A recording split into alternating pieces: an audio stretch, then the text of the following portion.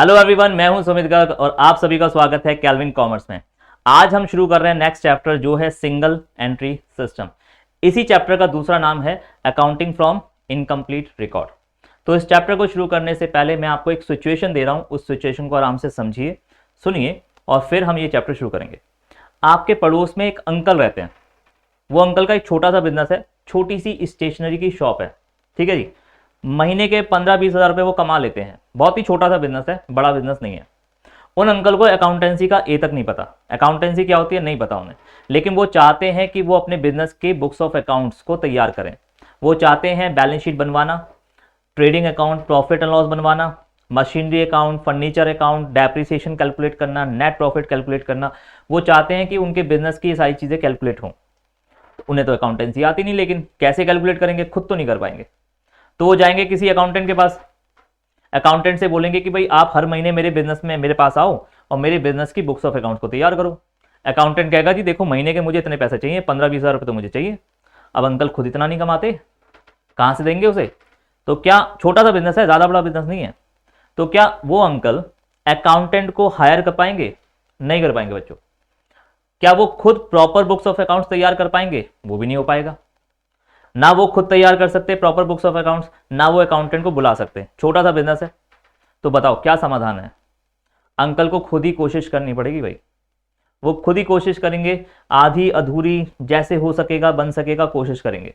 आप ये बताइए क्या वो uncle proper books of accounts तैयार कर पाएंगे या नहीं?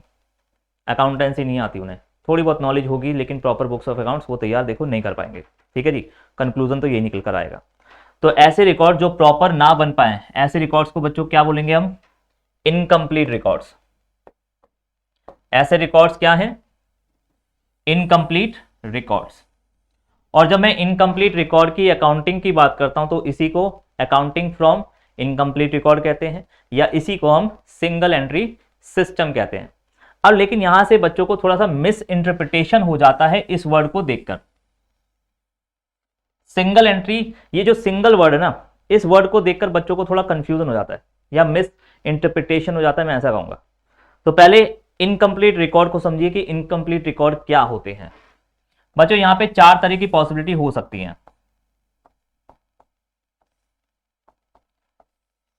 भाई देखो, अंकल को जो समझ आएगा वो करेंगे, जितना बन सकेगा कोशिश करेंगे। वो उन्हें लगा कि यार डेबिट रिकॉर्ड करना चाहिए, लेकिन क्रेडिट रिकॉर्ड उन्हें समझ नहीं आया कि डेबिट क्रेडिट सब आपने पढ़ रखा है। हर एक ट्रांजैक्शन के 2 एस्पेक्ट्स होते हैं, एक होता है डेबिट और एक होता है क्रेडिट। हमें हर एक ट्रांजैक्शन के दोनों एस्पेक्ट्स को रिकॉर्ड करना चाहिए। हमें डबल एंट्री सिस्टम फॉलो करना चाहिए। कैसा सिस्टम? Double entry system. बच्चों जब हम डबल एंट्री सिस्टम फॉलो करते हैं तो हमारे जो बुक्स ऑफ अकाउंट्स तैयार होते हैं वो प्रॉपर बुक्स ऑफ अकाउंट्स तैयार होते हैं। अगर आपको प्रॉपर बुक्स ऑफ अकाउंट्स तैयार करने हैं तो आपको डबल एंट्री सिस्टम को फॉलो करना पड़ेगा, प्रॉपर बुक्स ऑफ अकाउंट्स तैयार करना चाहते हो तो। लेकिन अंकल को पूरी नॉलेज नहीं है, आधी अधूरी नॉलेज है। तो हो सकता है अंकल ने डेबिट तो करा लेकिन क्रेडिट नहीं करा। हो सकता है कि अंकल ने जी क्रेडिट कर दिया लेकिन डेबिट नहीं करा। ऐसा भी हो सकता है कि ना डेबिट करा और ना क्रेडिट करा। और ऐसा भी हो सकता है कभी कभी डेबिट भी कर दिया और क्रेडिट भी कर दिया। तो कभी कभी अगर मैं ऐसा काम कर दूं, कभी मैं ऐसा करूं, कभी मैं ऐसा करूं, कभी मैं ऐसा करूं, किसी ट्रांजैक्शन में मैं ऐसा, किसी ट्रांजैक्शन में ऐसा, किसी ट्रांजैक्शन में मैं ऐसा अगर कर रहा हूं, तो क्या कुछ पर्टिकुलर केसेस को देखकर आप मेरे पूरे सिस्टम को सही ठहरा सकते हो? नहीं ठहरा सकते ना। किसी ट्रांजैक्शन को मैंने ऐसे रिकॉर्ड करा और किसी ट्रांजैक्शन को मैंने ऐसे रिकॉर्ड करा, तो क्या मेरे बुक्स ऑफ अकाउंट सही बन पाएंगे? नहीं बन पाएंगे बच्चों। ठीक है जी। कोई एक आधी अधूरी ट्रांजैक्शन मैंने अगर ऐसे रिकॉर्ड कर दी तो क्या मैं इसे डबल एंट्री सिस्टम कहने लग जाऊं? नहीं कह सकता ना। अब बच्चों को मैं क्या कह रहा था भाई, मिस इंटरप्रिटेशन क्या होती है वो समझिए। सिंगल वर्ड सुनकर बच्चों को लगता है कि मैं केवल इसकी बात कर रहा हूं। सिंगल वर्ड सुनकर हमें लगता है कि हम केवल इन 2 केस को कवर कर रहे हैं। ऐसा नहीं है बच्चों। डेबिट हो रहा है लेकिन क्रेडिट नहीं हो रहा, क्रेडिट हो रहा है लेकिन डेबिट नहीं हो रहा। केवल ये 2 केस नहीं, सिंगल एंट्री सिस्टम में ये चारों केस कवर हो जाते हैं। तो एक ऐसा सिस्टम जिसमें ओवरऑल मेरी बुक्स ऑफ अकाउंट्स आधी अधूरी होती है, इनकम्प्लीट होती है, ऐसे रिकॉर्ड्स इनकम्प्लीट रिकॉर्ड होते हैं। जब मैं इसकी अकाउंटिंग की बात करता हूं तो इसे सिंगल एंट्री सिस्टम कहते हैं। कंक्लूजन सुन लीजिए, प्रॉपर बुक्स ऑफ अकाउंट्स की जब हम अकाउंटिंग करते हैं तो वो डबल एंट्री सिस्टम है, या ऐसा कर समझते हैं डबल एंट्री सिस्टम को अगर हम फॉलो करेंगे तो हमारे पास प्रॉपर बुक्स ऑफ अकाउंट्स आएंगे। लेकिन अगर मैं सिंगल एंट्री सिस्टम फॉलो करता हूं तो मेरे पास प्रॉपर बुक्स ऑफ अकाउंट्स नहीं बन पाएगा, आधा अधूरा रिकॉर्ड बन पाएगा और उसको मैं इनकम्प्लीट रिकॉर्ड कहता हूं। बात क्लियर है? हम बात कर रहे हैं छोटे मोटे बिजनेस की जो अकाउंटेंट को हायर कर नहीं सकते, तो क्या करें, खुद ही कोशिश करनी पड़ती है और खुद ही कोशिश के चक्कर में हमारे पास जो रिकॉर्ड होते हैं वो इनकम्प्लीट होते हैं, आधे अधूरे होते हैं। ठीक है जी, तो ये हमारा एक छोटा सा इंट्रोडक्शन मैंने आपको दे दिया। तो एक बार स्टार्ट करते हैं अब हम चैप्टर, फिर हम न्यूमेरिकल क्वेश्चन भी करेंगे। ठीक है, लेकिन पहले हम स्टार्ट करेंगे थ्योरी से। तो चलिए थ्योरी पे चलते हैं। इंट्रोडक्शन। इनकम्प्लीट रिकॉर्ड, क्या मतलब है इनकम्प्लीट रिकॉर्ड का? Accounting records that are not prepared, accounting records that are not prepared according to double entry principles या double entry system are called incomplete records. अगर मैं डबल एंट्री सिस्टम को follow नहीं कर रहा, डबल एंट्री प्रिंसिपल्स को follow नहीं कर रहा, तो ऐसे में जो मेरे रिकॉर्ड्स तैयार होंगे उन रिकॉर्ड्स को मैं इनकम्प्लीट रिकॉर्ड ही बोलूंगा। पीछे जाके देखना, एक बार दोबारा देखो। डबल एंट्री सिस्टम अगर आप फॉलो करते हो तो आपके जो रिकॉर्ड्स होंगे वो प्रॉपर रिकॉर्ड्स होंगे, और अगर आपने डबल एंट्री सिस्टम फॉलो नहीं करा तो जो रिकॉर्ड्स तैयार होंगे वो इनकम्प्लीट रिकॉर्ड होंगे। दो ही सिस्टम है, या तो डबल एंट्री सिस्टम या single entry system. Double entry system से proper books of accounts, single entry system से इनकम्प्लीट रिकॉर्ड्स। ठीक है जी, तो इनकम्प्लीट रिकॉर्ड की डेफिनेशन क्लियर। अब बात करते हैं बच्चों सिंगल एंट्री सिस्टम क्या है।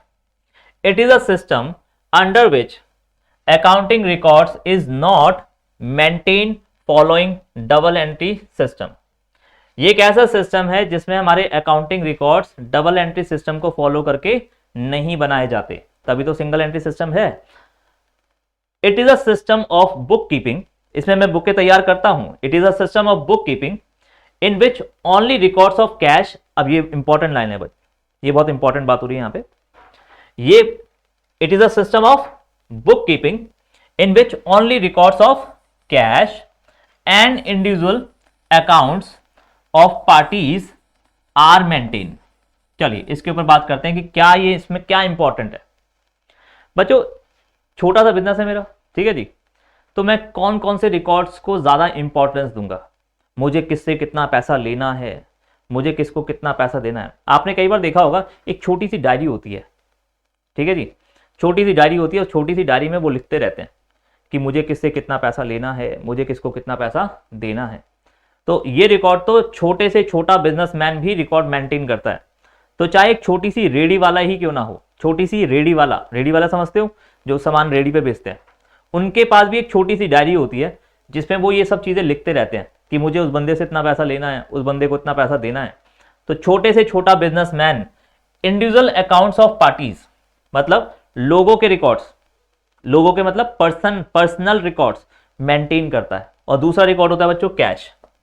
ये दो अकाउंट ऐसे होते हैं, दो रिकॉर्ड ऐसे होते हैं जो हर एक बिजनेसमैन, चाहे वो कितना ही बड़ा हो कितना ही छोटा हो, हर एक बिजनेसमैन ये दो रिकॉर्ड जरूर मेंटेन करता है।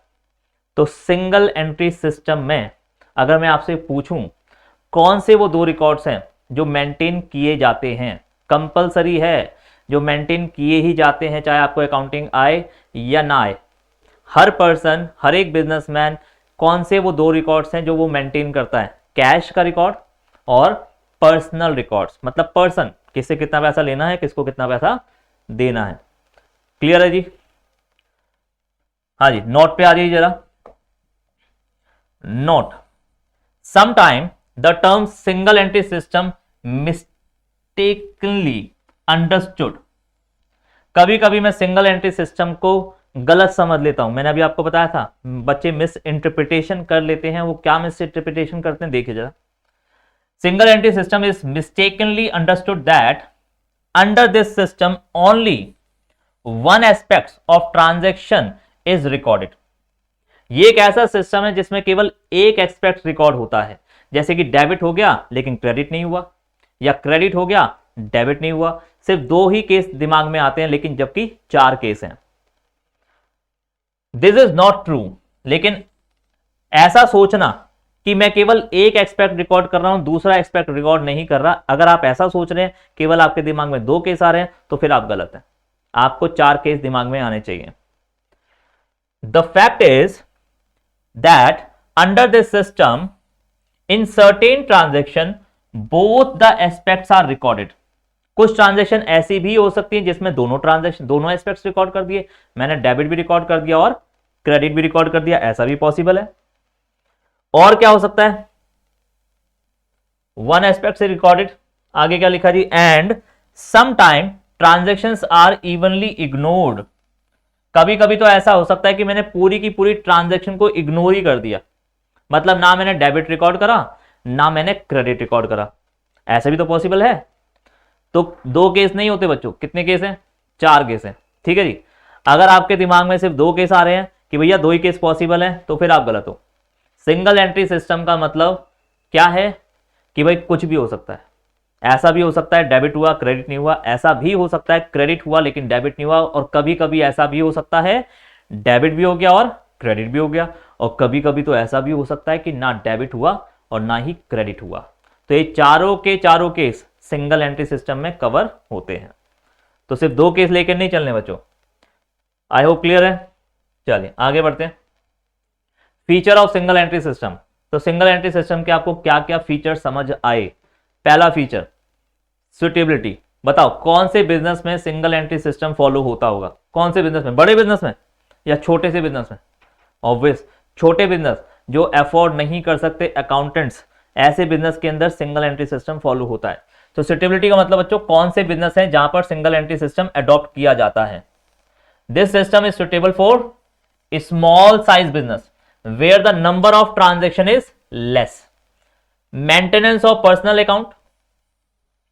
पर्सनल मतलब लोगों के अकाउंट बच्चों, तीन ही तरह के अकाउंट होते हैं, पर्सनल, रियल और नॉमिनल। पर्सनल में हम लोगों की बातें करते हैं, किससे कितना लेना है, किसको कितना देना है। रियल में हम असेट्स की बात करते हैं, मशीनरी, लैंड, बिल्डिंग, फर्नीचर। और नॉमिनल में हम इनकम और एक्सपेंस के रिकॉर्ड की बात करते हैं। तो सिंगल एंट्री सिस्टम में हो सकता है रियल अकाउंट में ना बनाओ, हो सकता है नॉमिनल अकाउंट में ना बनाओ, लेकिन सिंगल एंट्री सिस्टम में पर्सनल अकाउंट जरूर बनाऊंगा। ठीक है जी, मैंने आपको बताया था दो चीजें जरूर होती हैं, एक पर्सनल अकाउंट और दूसरा कैश अकाउंट। तो सिंगल एंट्री सिस्टम में मेंटेनेंस ऑफ पर्सनल अकाउंट ये होता है। Usually this system only personal accounts are maintain and real and nominal accounts are avoided. बच्चों पर्सनल का मैं चलो नीचे लिख देता हूं। पर्सनल का मतलब डेटर समझ लो, यहां पे आप क्रेडिटर समझ लो, एग्जाम्पल के लिए है, इसके अलावा और भी हो सकते हैं पर्सनल अकाउंट। ठीक है, एग्जाम्पल के लिए लिख रहा हूं ये। Maintenance of cash book. तो दो चीजें मेंटेन जरूर होती है, एक आपका पर्सनल अकाउंट और दूसरा आपका कैश बुक।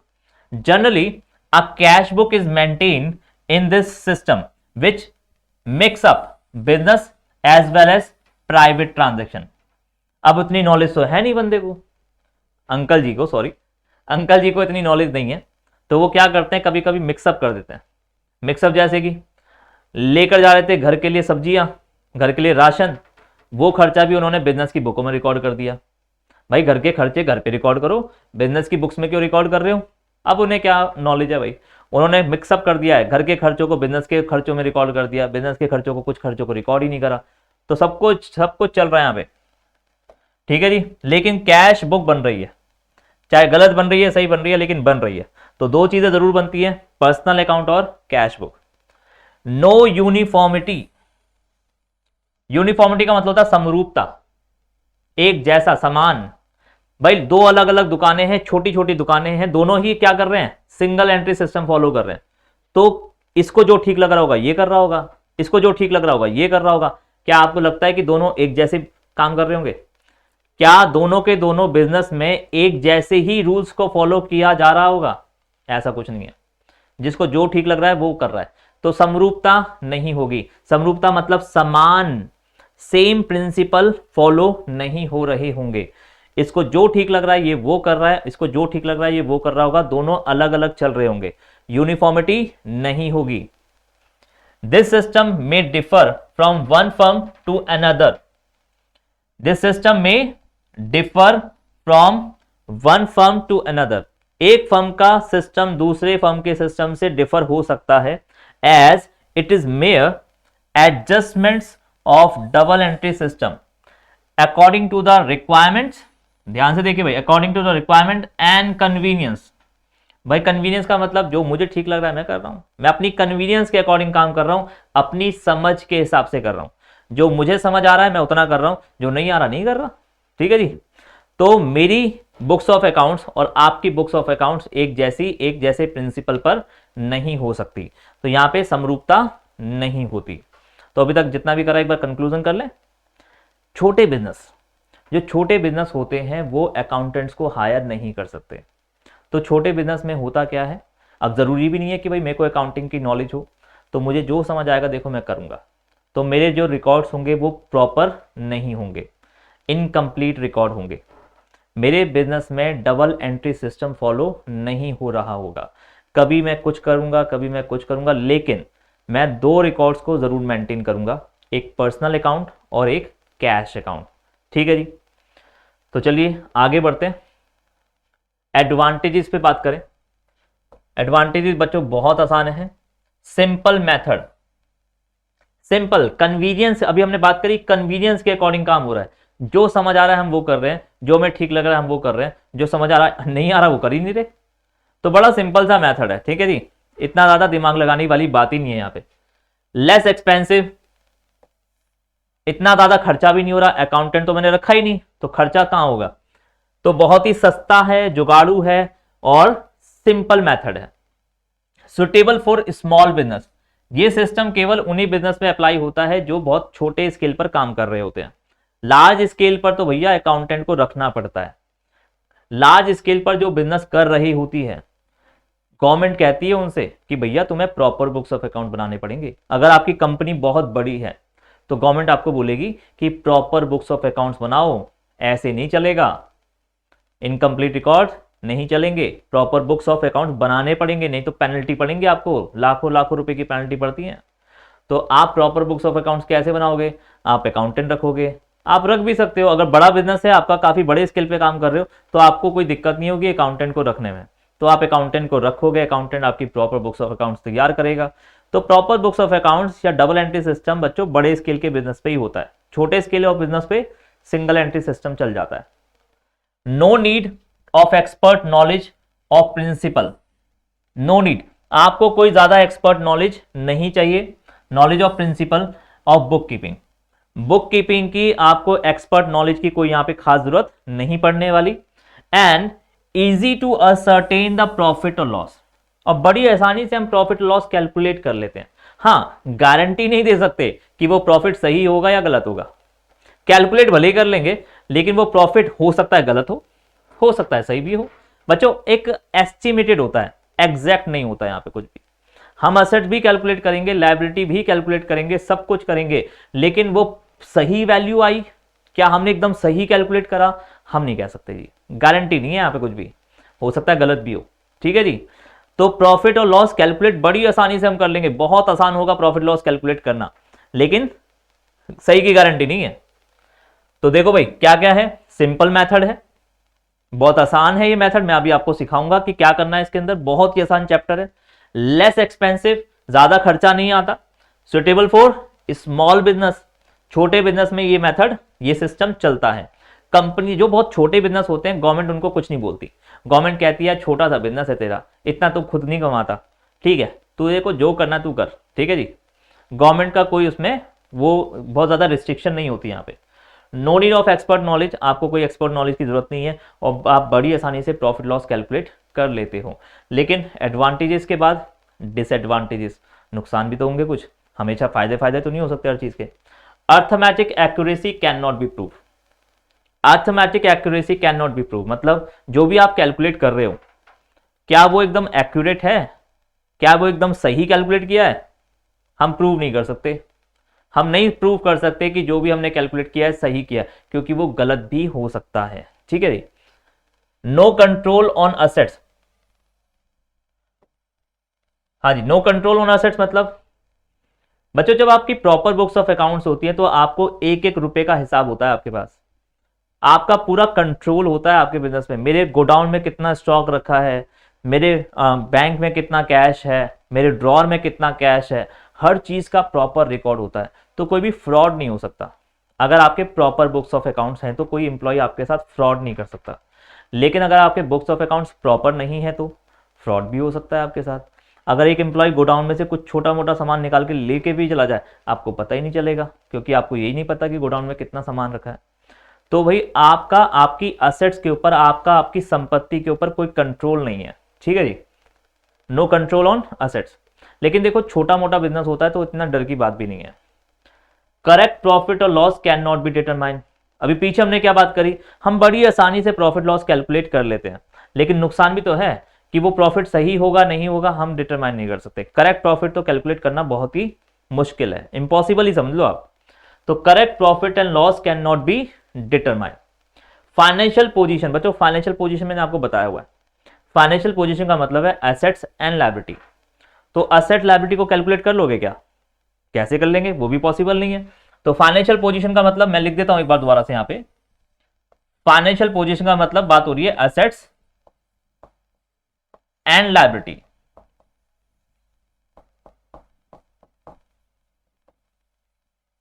तो financial position of the business can not B assessed and correct profit loss can not be determined. हाँ जी, कंपैरेटिव स्टडी इज डिफिकल्ट। अब ये क्या होता है कंपैरेटिव स्टडी? बच्चों जनरली क्या होता है कि हर एक बिजनेसमैन क्या करता है, वो अपनी परफॉर्मेंस को कंपेयर करता है पिछले साल की परफॉर्मेंस से, कि भाई मैंने पिछले साल कितना कमाया था, या मेरे पिछले महीने कितना कमाया था और मेरा इस महीने कितना कमाया मैंने। पिछले महीने कितने की सेल हुई थी, इस महीने की कितनी सेल हुई, पिछले महीने क्या प्रॉफिट था, इस महीने क्या प्रॉफिट है, या साल का भी हो सकता है। तो कंपेयर करोगे तभी तो पता लगोगे कि हमारा प्रॉफिट, हमारा बिजनेस ग्रो कर रहा है या हम डाउनवर्ड जा रहे हैं। आपके बिजनेस की सही पोजीशन, आपके बिजनेस का फ्यूचर आपको एनालाइज करना है, तो आपको अपनी परफॉर्मेंस को कंपेयर करना पड़ता है अपने पिछले सालों की परफॉर्मेंस से। आपको अपनी परफॉर्मेंस को कंपेयर करना पड़ता है अपने कॉम्पिटिटर की परफॉर्मेंस से। लेकिन आपको यही नहीं पता आपका प्रॉफिट सही कैलकुलेट हुआ है या नहीं। तो आप पिछले सालों के प्रॉफिट या दूसरों के प्रॉफिट के कैसे कंपेयर करोगे? Comparative study is difficult. Comparative study बड़ा मुश्किल है, क्योंकि सही प्रॉफिट लॉस हमारे पास नहीं है, हमारी फाइनेंशियल पोजीशन का अता पता नहीं। कैलकुलेट तो करेंगे सब चीजें, लेकिन वो श्योर अर्थमेटिक एक्यूरेसी, पहला ही पॉइंट लिखा हुआ है, arithmetic accuracy can not B prove. लेकिन हमारी जो कैलकुलेशंस हैं, जो भी हम अमाउंट कैलकुलेट करेंगे, हम प्रूव नहीं कर सकते कि वो सही है। ठीक है जी, चलिए, तो एडवांटेजेस हो गए, डिसएडवांटेजेस हो गए, फीचर हो गए। इनकम्प्लीट रिकॉर्ड का मतलब क्या होता है वो क्लियर, सिंगल एंट्री सिस्टम का क्या मतलब है वो भी क्लियर। और आपका एक मिसअंडरस्टैंडिंग पॉसिबल है सिंगल एंट्री वर्ड को सुनकर, तो वो मिसअंडरस्टैंडिंग क्रिएट मत होने दीजिएगा। सिंगल एंट्री सिस्टम में 2 केस नहीं आते, 4 केस आते हैं। चलिए आगे बढ़ते हैं। डबल एंट्री सिस्टम और सिंगल एंट्री सिस्टम के बीच में एक बार डिफरेंस भी समझते हैं। ओके, कहां तक पहुंचे भाई? अब बस न्यूमेरिकल आने वाले हैं बच्चों, इसके बाद हम सीधा न्यूमेरिकल के ऊपर बात करेंगे। एक बार देख लेता हूं मैं, इसके बाद आपका ये भी अभी आपका डिफरेंस ही है। इसके बाद देखो क्वेश्चन आ गया आपका। ठीक है जी, तो थ्योरी खत्म होने वाली है, ज़्यादा नहीं बची।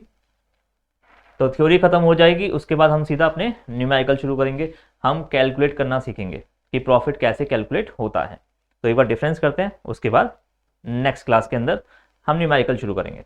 चलिए देखिए, both aspects under this system. Both aspects का मतलब बच्चों debit and credit, both aspects of transactions are recorded. Double entry system एक ऐसा सिस्टम है जिसमें डेबिट भी रिकॉर्ड होता है, हर बार रिकॉर्ड होता है, और क्रेडिट भी हर बार रिकॉर्ड होता है। हर ट्रांजैक्शन में मैं डेबिट भी रिकॉर्ड करूंगा, हर ट्रांजैक्शन में मैं क्रेडिट भी रिकॉर्ड करूंगा। लेकिन सिंगल एंट्री में कुछ भी हो सकता है। Under this system both aspects of transaction are not recorded. दोनों एस्पेक्ट्स हर बार रिकॉर्ड हो ऐसा जरूरी नहीं है। In fact some transaction 2 aspects, some transaction 1 aspects and yet for no aspects at all are recorded. कुछ ट्रांजेक्शन में हो सकता है दोनों एस्पेक्ट्स आ जाए, कुछ ट्रांजेक्शन में हो सकता है केवल एक ही एस्पेक्ट्स आए, और कुछ ट्रांजेक्शन में हो सकता है कि कोई भी एस्पेक्ट्स ना आए, तो कुछ भी हो सकता है। अगला पहला point clear. Accountants under this system personal, real and nominal, तीनों तरह के अकाउंट्स रिकॉर्ड होते हैं। Under this system personal, real, nominal all the accounts are maintain, क्योंकि प्रॉपर बुक्स है, सारे अकाउंट्स रिकॉर्ड होंगे, सारे रिकॉर्ड्स तैयार होंगे। लेकिन यहां पे मैंने क्या बताया था, दो ही चीजें, पर्सनल और cash account. Under this system only personal accounts and cash book are maintain. ठीक है जी, सारे रिकॉर्ड्स नहीं बनते वहां पे।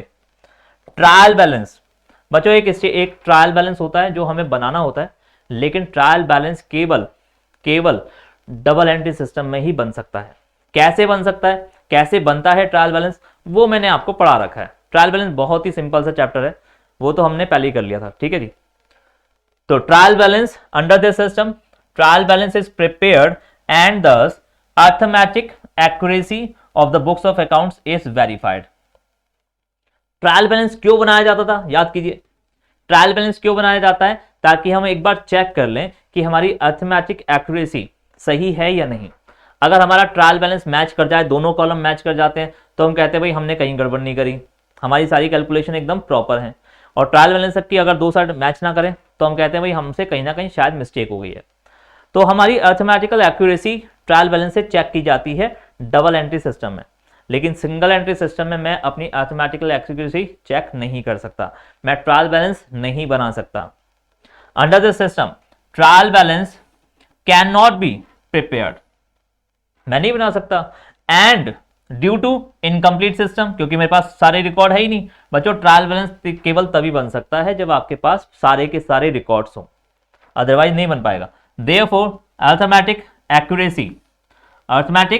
accuracy of the accounting cannot be verified. आप अपनी अर्थमेटिकल एक्यूरेसी को वेरीफाई नहीं कर सकते। क्लियर है जी चारों डिफरेंस। अगर आपका कोई भी डाउट है तो आपको पता है आपको क्या करना है। कैल्विन कॉमर्स यूट्यूब चैनल भी है, आप उस पर अपने डाउट पूछ सकते हैं।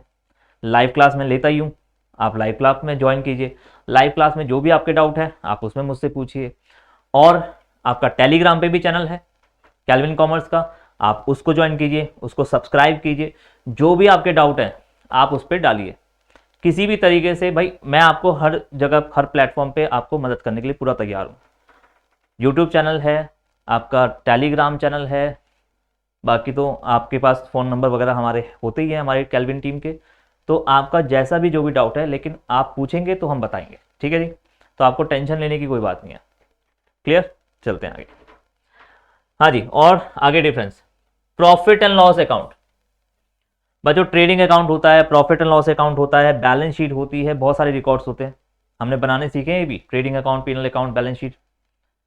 Under this system profit and loss accounts is prepared to ascertain the net profit और लॉस। इस सिस्टम में मैं पीनल अकाउंट बनाऊंगा और मैं अपने प्रॉफिट और लॉस को कैलकुलेट करूंगा।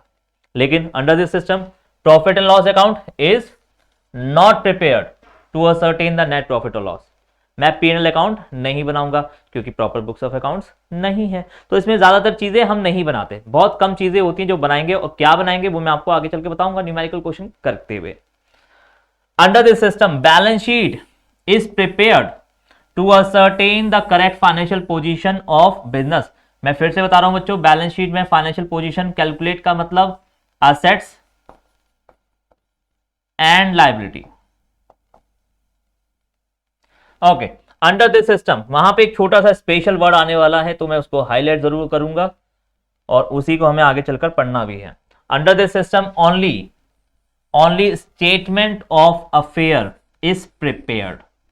यहां पे बैलेंस शीट बनती है, यहां बैलेंस शीट बनती है, लेकिन यहां पे बैलेंस शीट नहीं बनती, तो उसकी जगह पर बनता है स्टेटमेंट ऑफ अफेयर। अब होता क्या है सिखाऊंगा ना, बस थोड़ा सा वेट करो पेशेंस के साथ। The reason is that the assets and liabilities do not stand at real amount, but देखिए ध्यान से क्या लिखा है, एस्टिमेटेड अमाउंट।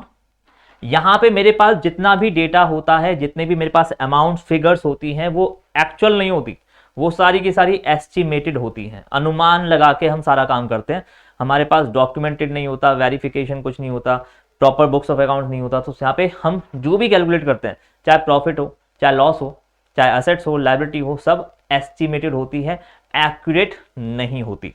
ठीक है जी। जब कोई चीज एस्टिमेटेड बेस पे कैलकुलेट करते हैं तो उसे स्टेटमेंट ऑफ अफेयर कहते हैं। बाकी इसके ऊपर हम आगे और बात करेंगे, स्पेशली जब टॉपिक हमारा स्टेटमेंट ऑफ अफेयर का ही चलेगा ना, उस जगह पे हम इसकी बात करेंगे। आगे यूज पे बात करें, क्या है use. This system is use almost all the business by, ये सिस्टम ऑलमोस्ट सारे के सारे बिजनेस में फॉलो होता है। ठीक है, सारे के सारे बिजनेस में हमारा डबल एंट्री सिस्टम फॉलो होता है। लेकिन छोटे बिजनेस का क्या, छोटे बिजनेस में ये फॉलो हो जाता है। This system is use by only tiny business and the institution. Tiny मतलब छोटे से, ऐसे बिजनेस जो बहुत ही छोटे स्केल पे काम कर रहे हैं, ऐसे बिजनेस के अंदर आपका सिंगल एंट्री सिस्टम फॉलो होता है। ओके, ऑथेंटिसिटी मतलब कौन सा सिस्टम आपको सही ऑथेंटिक डेटा देगा, सही वैल्यू प्रोवाइड करेगा। कौन सा डेटा होगा, कौन सा सिस्टम होगा, obvious double entry system. This system is considered authentic by the court. भाई कानून कहता है कि भाई डबल एंट्री सिस्टम के डेटा को हम मान्यता देते हैं, लेकिन सिंगल एंट्री सिस्टम के डेटा को हम मान्यता नहीं देते। This court the court does not consider this system as authentic. तो फिर हम ये कर ही क्यों रहे हैं, मन की तसल्ली के लिए समझ लो। ठीक है जी, वो अंकल जी चाहते हैं कि उनके बिजनेस की भी बुक्स ऑफ अकाउंट्स तैयार हों, तो वो अपनी मन की तसल्ली के लिए कर रहे हैं जो कर रहे हैं। ठीक है, कानून या कोर्ट या गवर्नमेंट कोई उनसे कुछ नहीं कह रहा, कोई नहीं कह रहा कि भैया तुम्हें अपने बिजनेस की बुक्स ऑफ अकाउंट तैयार करनी है, करनी ही पड़ेंगी, कोई नहीं कह रहा उनसे, कोई मजबूर नहीं कर रहा उन्हें।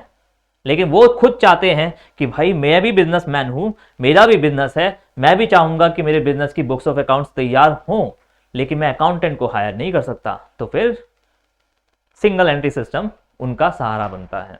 ठीक है जी, तो यहाँ पे कोई उनको प्रेशराइज नहीं कर रहा, एक चीज समझ लीजिएगा, कोई इनको मजबूर नहीं कर रहा है कि उन्हें बुक्स ऑफ अकाउंट्स तैयार करनी है, ये बाय चॉइस है। डबल एंट्री सिस्टम जो बड़ी बड़ी कंपनियां हैं, बड़े बड़े बिजनेस है, सरकार कानून, companies act, income tax act, बहुत सारे ऐसे कानून हैं जो उन्हें मजबूर करते हैं कंपनियों को कि भाई उन्हें अपने बुक्स ऑफ अकाउंट्स को बनाना ही पड़ेगा, तो और ऑथेंटिक डेटा होना चाहिए। तो डबल एंट्री सिस्टम फॉलो करिए, अकाउंटेंट को हायर कीजिए। तो इसी के साथ हमारा थोड़ा बहुत थ्योरी का पार्ट कंप्लीट हो चुका है। Single entry system, double entry system, I hope आपको काफी हद तक क्लियर हो गया हो कि क्या डिफरेंस है इन सब में। तो अब नेक्स्ट क्लास में हम टॉपिक शुरू करेंगे न्यूमेरिकल क्वेश्चंस। तो चलिए मिलते हैं नेक्स्ट क्लास में।